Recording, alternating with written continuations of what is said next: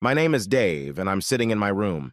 I've made 4 phone calls and sent 1 text message in the last 2 hours to ruin God knows how many lives. Someone's at the door.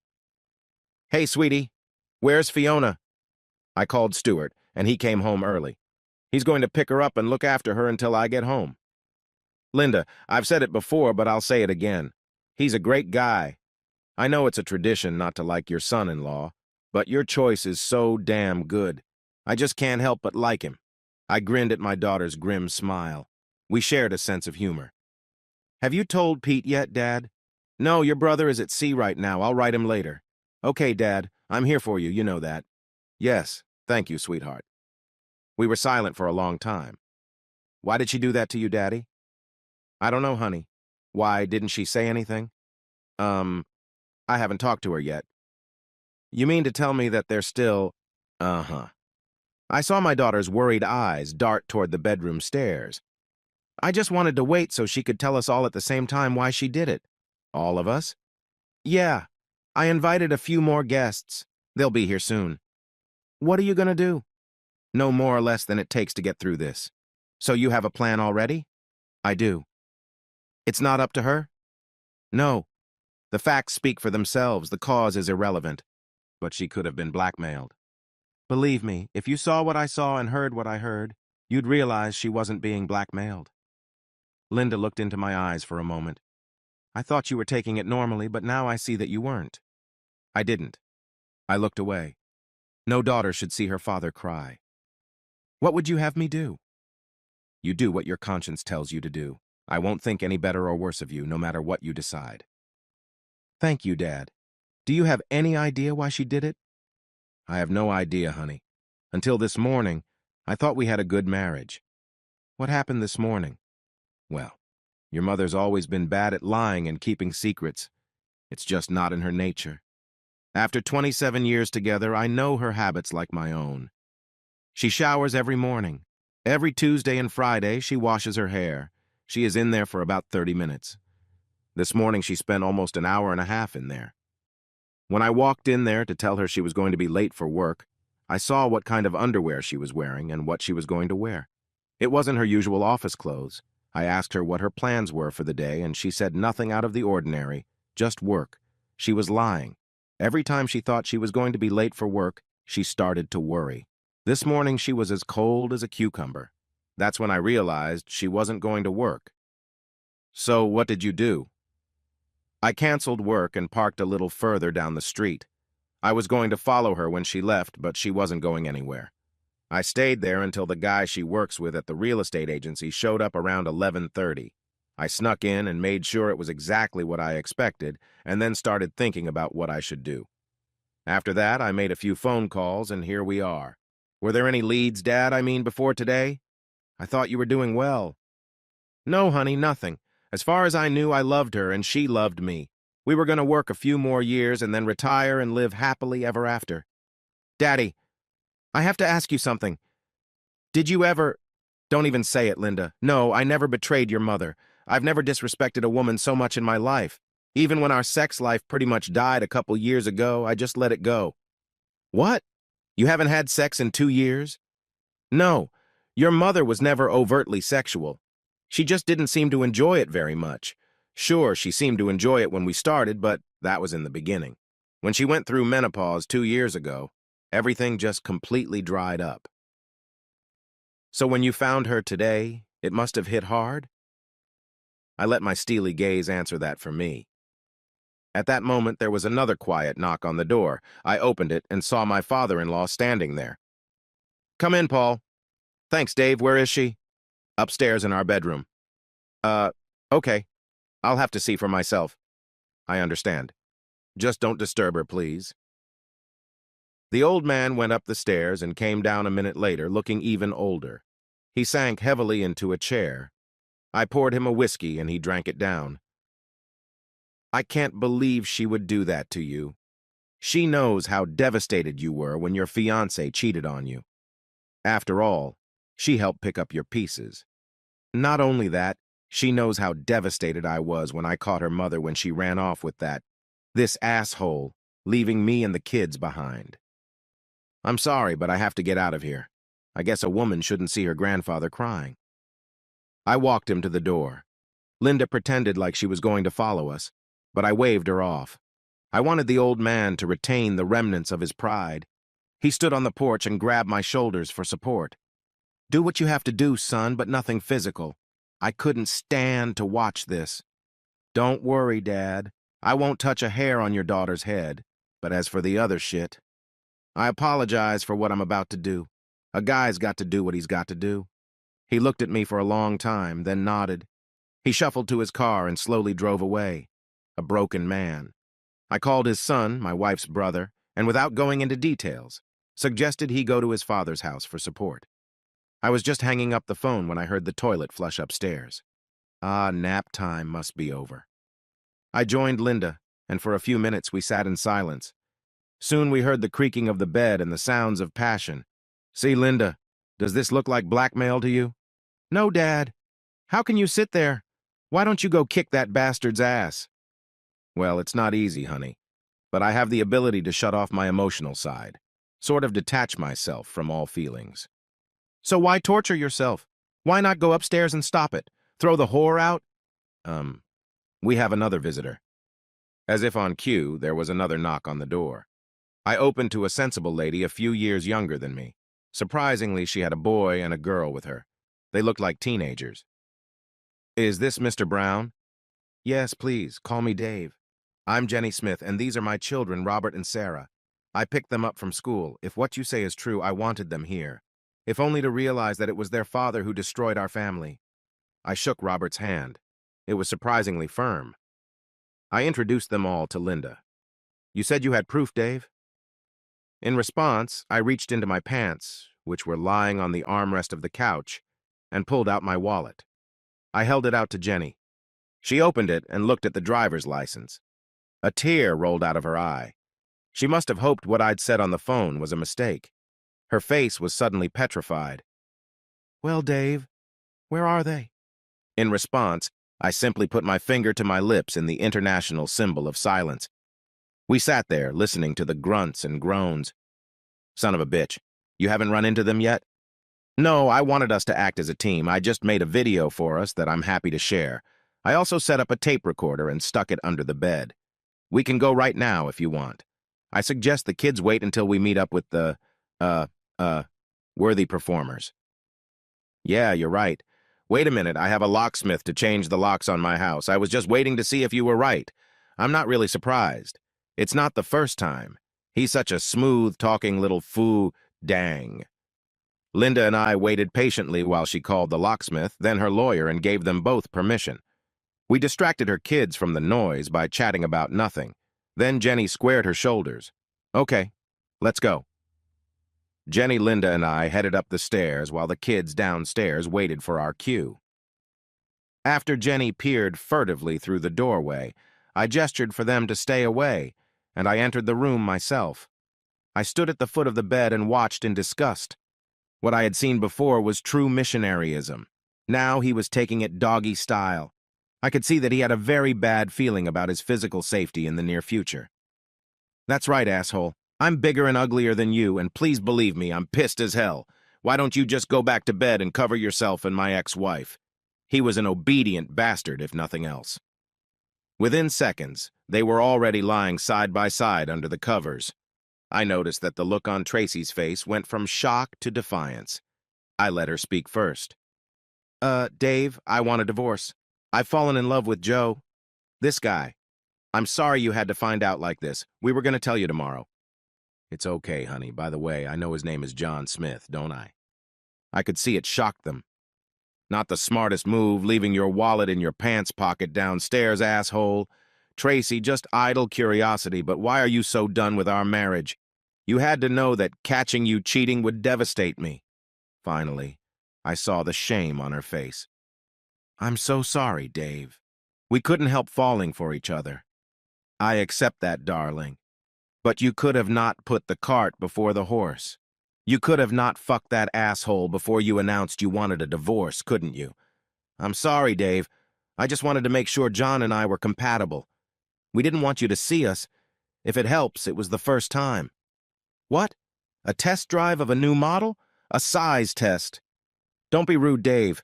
I don't want our marriage to end in a fight. Can't we break up as friends? That almost broke through my mental defenses. I assume that under the pressure of this situation, it's like she's quoting tomorrow's pre-rehearsed speech. You've got to be fucking kidding me. You're lying in my bed with another man and you want to break up as friends. I don't think so. We stared at each other until Tracy lowered her eyes. I decided it was time to start scoring points. Your father wanted me to tell you how disappointed he is. He had hoped you wouldn't turn out to be a slut like your mother. Tracy's face turned white as a sheet. Yeah, I called him. I'm surprised you haven't seen him. He was just standing here half an hour ago. Why? Because, bitch, I wanted you to start feeling the same pain I've been feeling since that asshole showed up. I don't know what the kids would think of that. Oh, God, Dave, please don't tell the kids, please. Sorry, honey, too late. Linda took this moment to appear in the doorway. Tracy took one look, shrieked, and hid her face under the sheet. Don't worry, Mom. It doesn't work for ostriches, and it won't work for you. Tracy just moaned under the sheet. Her bed partner continued to look very uncomfortable. When Dad called me, I questioned it. I just couldn't believe you would do that to him. Now I understand why he called me. If I hadn't seen it with my own eyes, I might have convinced him to forgive you. But seeing you like this, I know that will never happen.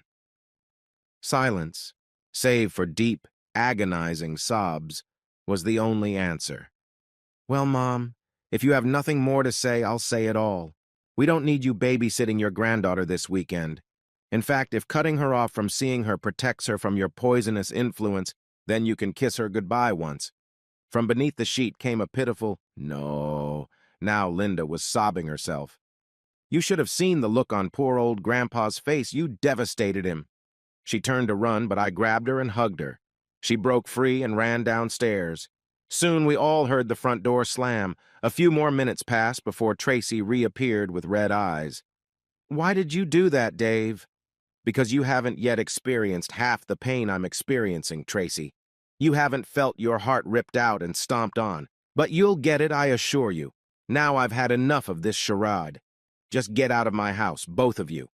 A defiant expression reappeared on Tracy's face. If anyone is going to leave this house, it's going to be you. I used the power of attorney you gave me, just in case something happened to you, to transfer the documents into my name only. I think the hotness of her own voice even surprised Tracy.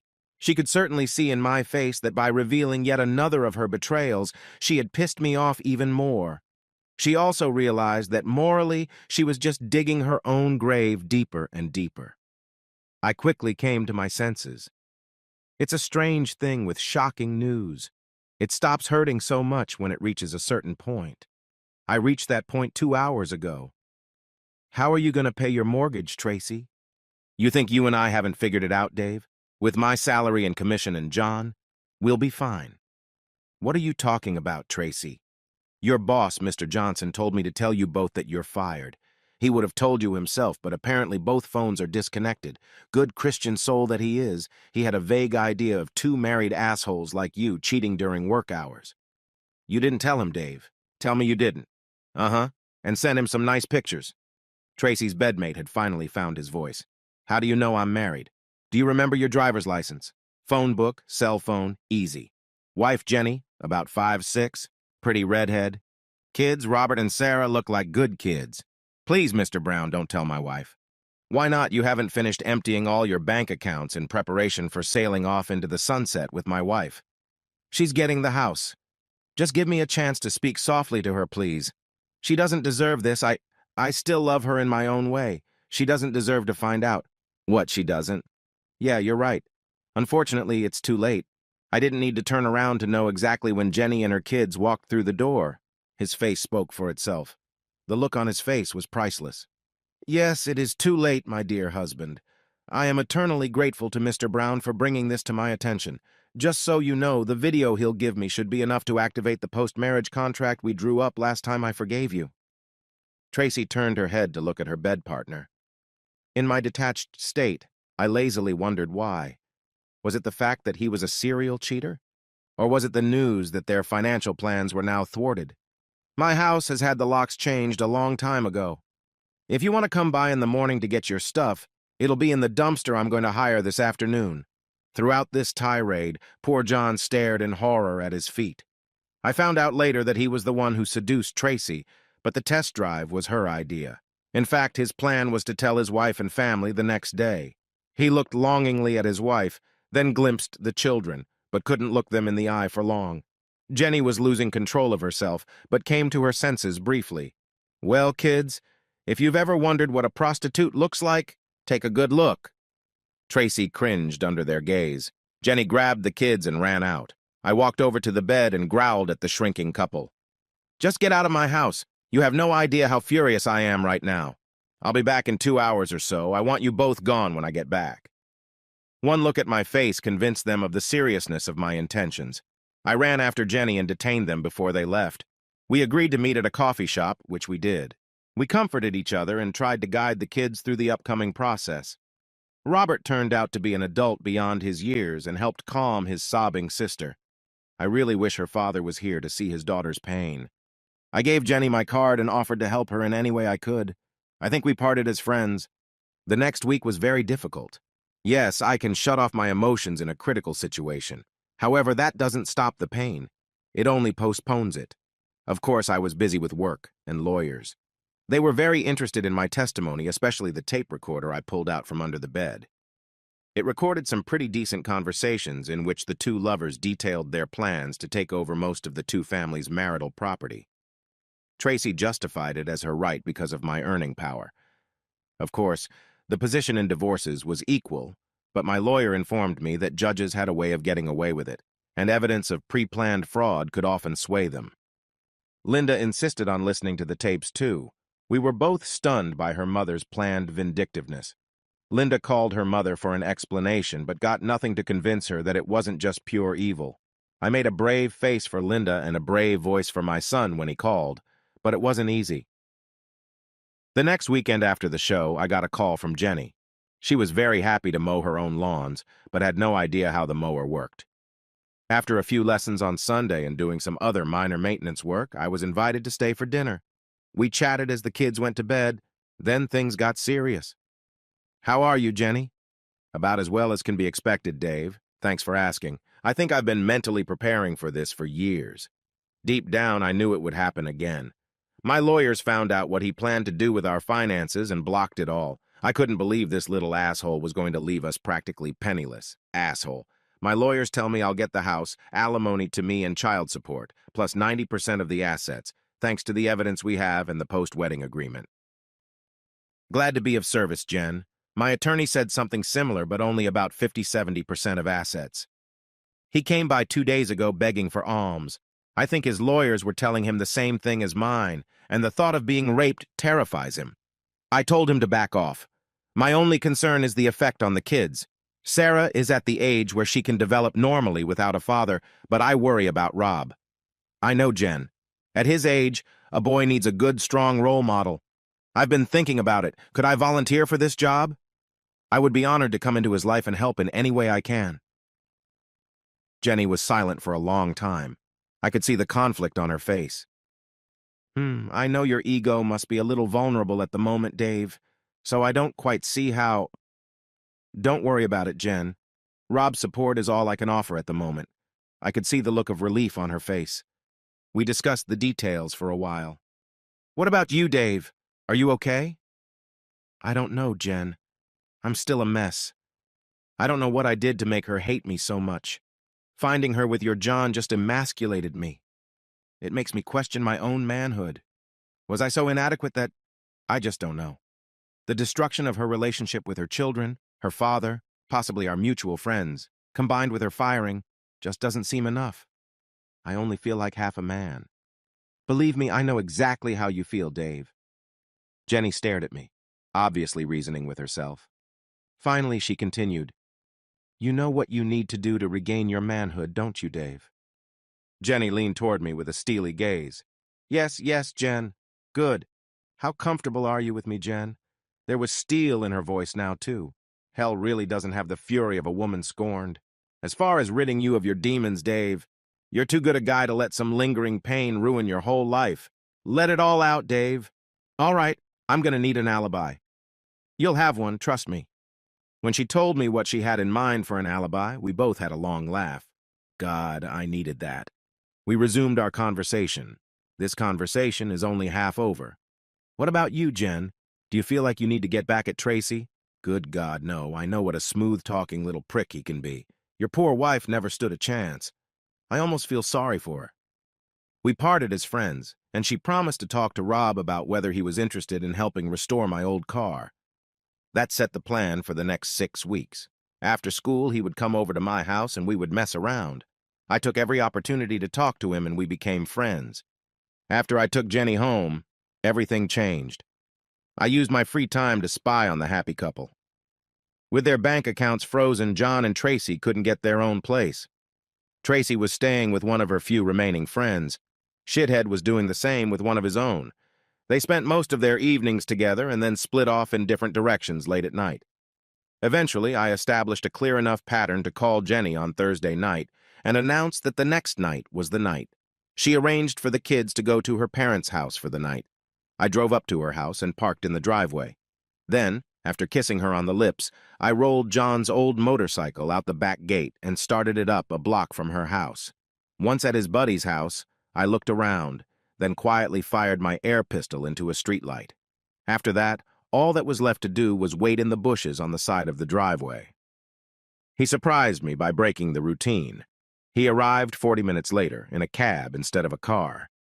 The reason became clear when I saw his unsteady footsteps coming down the driveway. He was drunk. Now, a low blow was never in my nature. My sense of honor demanded a fair fight. I stood up to him. "Hello, John."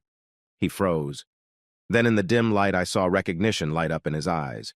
He certainly didn't react the way I expected. Well, they don't call it Dutch courage for nothing. "Well, this is the guy who couldn't keep his woman in line. Very bad move on his part." Instantly, my carefully thought-out plan of limited attack went out the window. The offended brute pounced. A right punch to the jaw caused him to fall to all fours. Then my memory fogged up a bit. Based on later reports, I kicked him several times in the ribs, stomped his kidneys and shins, and then landed half a dozen apt blows between his legs. Fortunately, my red haze cleared, allowing me to complete the last part of my plan. I picked up his emotionless body and threw him into the middle of the road. Maybe the police would think he was another unfortunate victim of a hit and run, maybe not. Jenny was eagerly awaiting my return and questioned me about how it had gone. She didn't seem upset that I had disrupted my plan in anger. Upset people don't usually smile like Cheshire cats. When she had all the dirty details, I excused myself to go take a shower and get rid of any potential evidence. I checked for bruises on my knuckles. Everything was fine.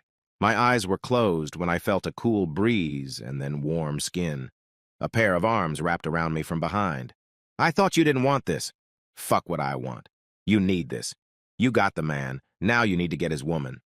I turned around, and we kissed. God, I needed that. We finally got away from each other. Besides, when the police come to check my alibi, I want to be as convincing as possible. Now finish up and go to the bedroom. Who am I to refuse a lady's request? Still wet, I threw her on the bed. Normally, as a lover, I pride myself on my attention to a woman. Today, there was none of that. I took her as long and as hard as I could. As far as I could tell, she was enjoying it too. I woke up in the pre-dawn light when I felt her slide back into bed. She snuggled up against me. "I'm so sorry, Jen.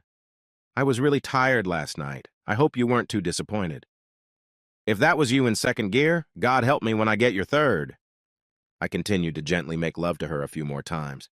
After that, we both dozed off again. I woke up to breakfast and coffee. "Hey, Dave, some jerk broke the back window of your car last night. I already called the police." Sure enough, the police came and my number was entered into their system. It was soon linked to a report of a possible assault last night. It was very convenient that my alibi and I were together in a house that smelled of sex. A curious neighbor confirmed our story that my car was parked there at the time of the attack, as it had been several times a week for the last while. I was never a serious suspect. I saw Tracy one more time, about a week after her lover's bad night out. She called and said she was coming by to pick up the rest of her things. When I explained that everything had been donated to charity, she said she still wanted to talk.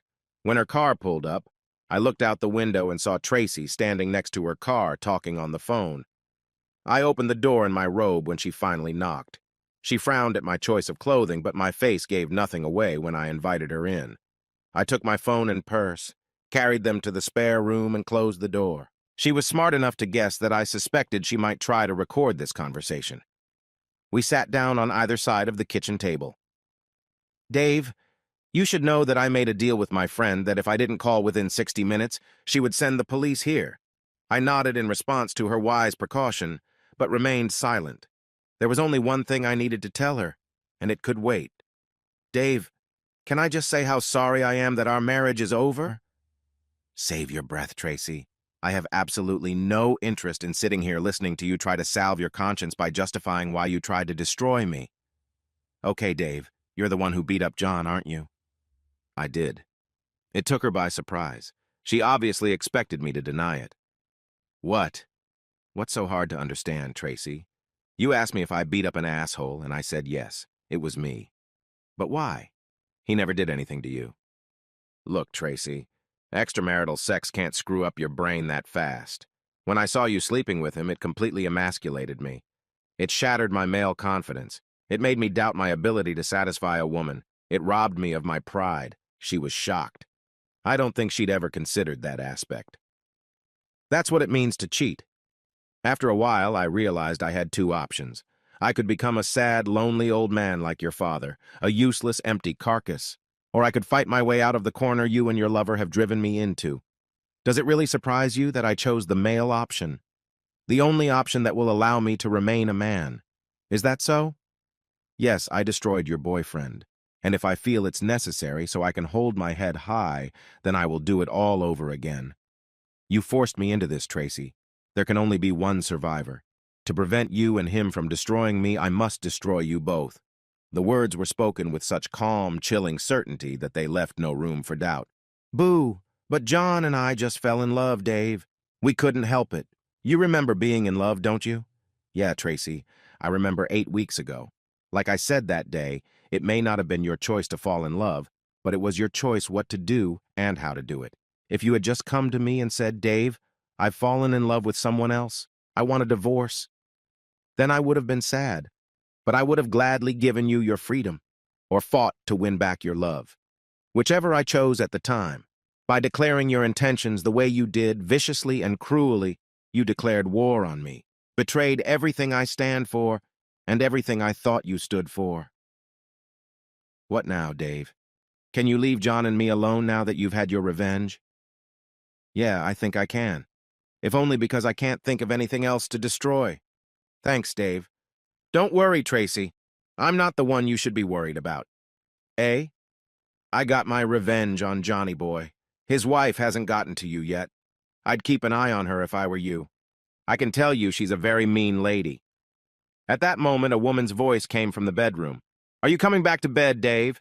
You promised me a hot bed. Who's that? It's Jenny. She ran off screaming. I went up the stairs to a fully clothed Jenny. She held me until the shaking stopped. As for Tracy, she flew off somewhere far away. I never tried to find her or contact her again. Like I said, my name is Dave, and I feel fine. I read somewhere that some people who take revenge on those who have wronged them find it an empty experience. Pig's ass. That's the most effective cure for depression I've ever heard of. It's time to stop dwelling on the past. I have a new life ahead of me. Jen and I never became a couple. We used each other to ease our frustrations pretty regularly, but lacked the necessary spark to move on to the next stage. But we were good friends and cared for each other. Under our joint guidance, things worked out for Rob and Sarah. I backed off when potential boyfriends were around her and stayed out of her bed until their relationship ended. One or two of them were a little scared of me, as I told them that if they hurt her in any way, they would have to answer to me. Before the last one proposed to her, he even asked my permission. He was a great guy, and I happily blessed their union.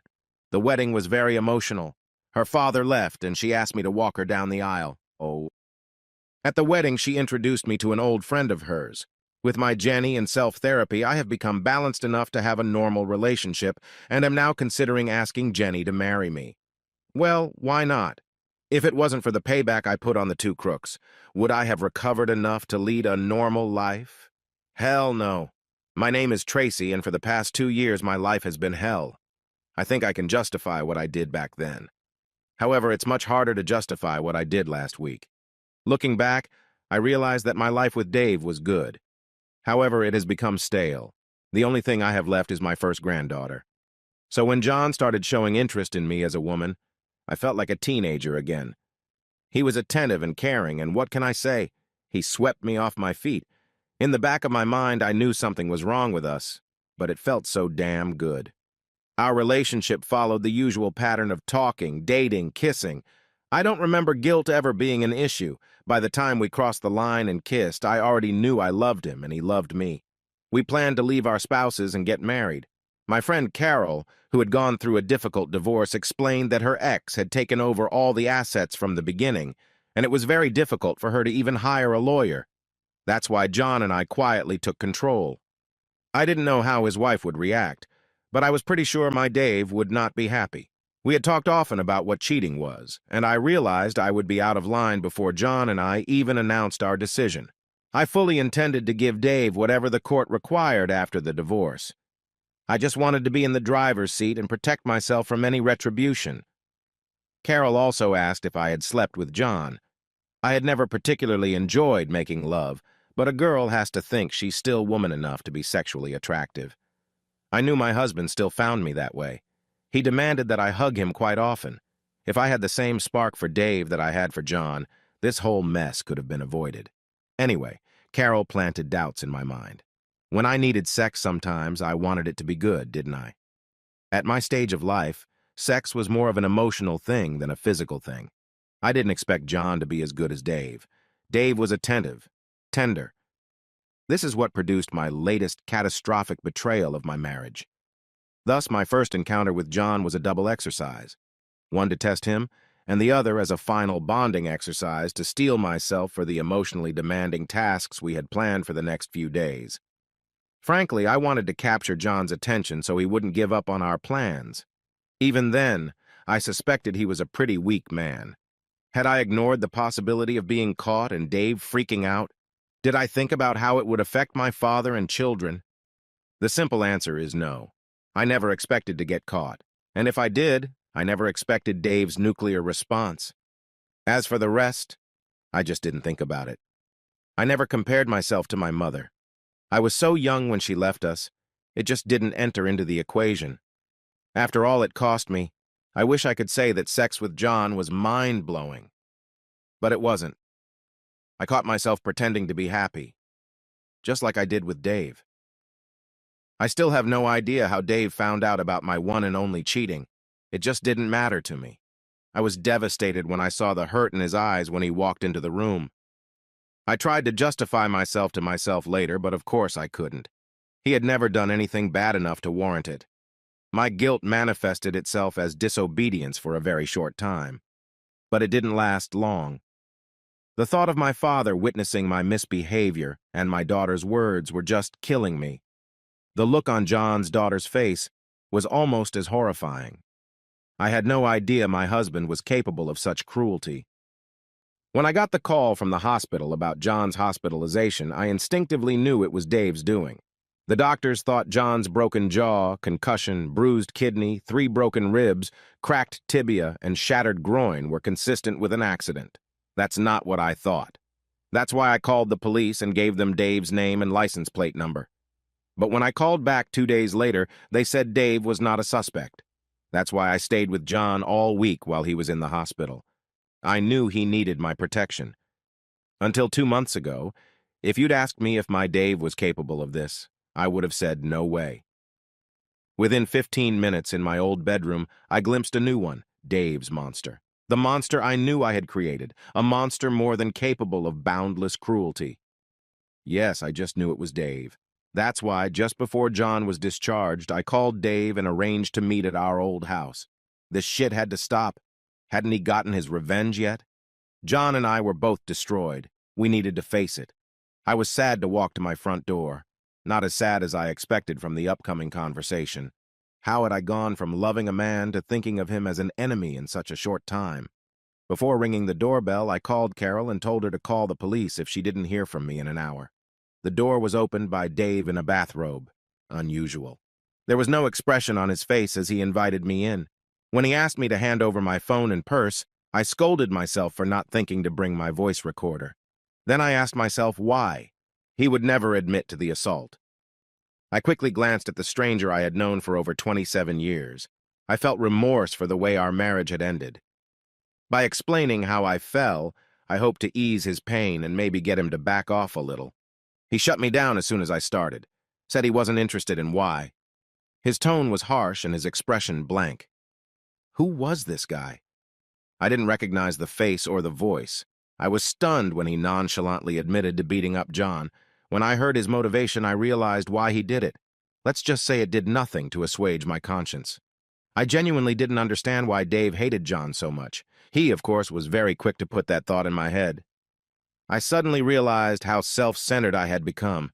It blinded me and allowed me to rationalize the completely unacceptable. I suddenly realized not only what we were being punished for, but that judging by the look on Dave's face, there was more to it. My question of whether he remembered what love was part of my prepared speech. His answer was like a knife stabbed into my stomach. How else could a decent man feel? I knew I had to run. I didn't realize John's wife was a physical threat until I heard Dave's words. With a flash of insight, I suddenly sort of found myself in her shoes. What would I do if she did to me what I'd done to her? A chill ran down my spine. When I discovered she was upstairs, I ran. I picked John up from the hospital and we both ran. Both divorces were finalized. The papers were delivered to our mailbox located 2 towns away from my new home. The stress of living anonymously with no friends and constantly looking over my shoulder was overwhelming. Eventually, we had some money. The waiting was hard. 6 months later, John and I were married. Looking back, we were 2 shipwrecked people thrown together, and that was a mistake. I also think one of the motivations was that by getting married, we could retrospectively justify the pain we had caused to many, especially ourselves. My most recent fall started innocuously enough. John's only remaining testicle never worked. He was completely unable to get an erection. We could never afford the course of testosterone treatment needed to alleviate this problem. This caused him to be cranky, insecure, and jealous. Let's face it, a marriage based on infidelity is an uphill battle from the start. His nagging made me very unfriendly, too. A friend of mine recommended ZHT therapy to me. She had cured her similar condition that way. I quipped about the likely cost, but she explained that since every other woman over 45 was treated, it was much cheaper than testosterone therapy. One more visit to the doctor, and like magic, my life returned to a happy normalcy.